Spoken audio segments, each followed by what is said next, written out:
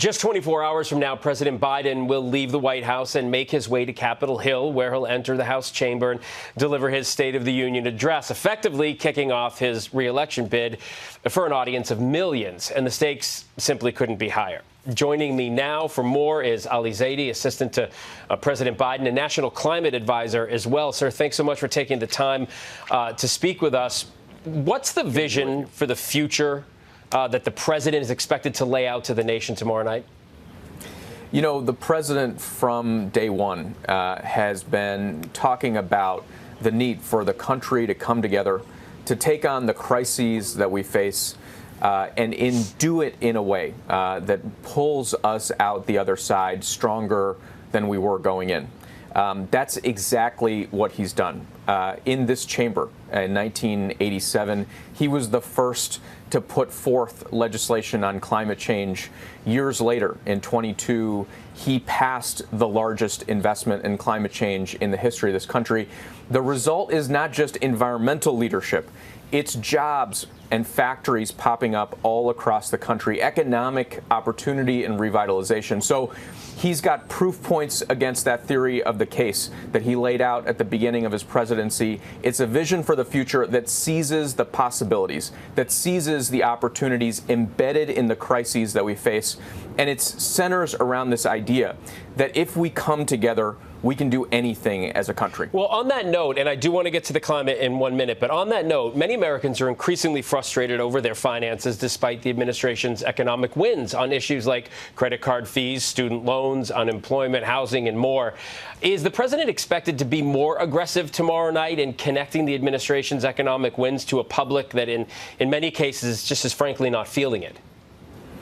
You know, just this week, the president hosted a competition council that announced yet again a set of initiatives that crack down on those junk fees, on those efforts and initiatives by corporations that are fleecing Americans. He wants to make sure that the wins from this economy, which is growing, booming, and frankly leading the world in a comeback out of the COVID crisis, return to the American middle class. It's an economic theory that lifts people from the bottom up and the middle out. And it's something he's been focused on from day one. It's certainly a place where he continues to elevate the priority, whether it was the set of announcements this week or what we've got going forward. I think people recognize, though, unemployment lowest it's been and sustained at that place.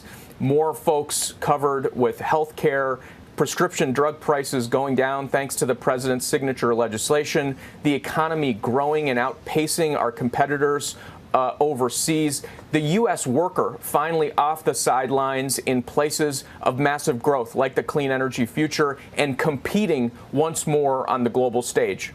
Yeah, let's talk about that. The country's future and climate change, as you know, is a top issue among Democratic and many independent voters across the country. As the national climate advisor to the president, how can he outline its progress on the issues for those who really care about the environment, while at the same time acknowledging the concerns among climate skeptics, I guess?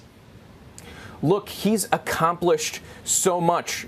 There's a lot more to be done, but we've got tailwinds behind us now propelling our progress. 26 million acres conserved in places like the North Slope of Alaska or that region around the Grand Canyon that he declared a national monument. We've quadrupled the number of electric vehicles sold since we took office. 170,000 charging stations now lining our roads and highways.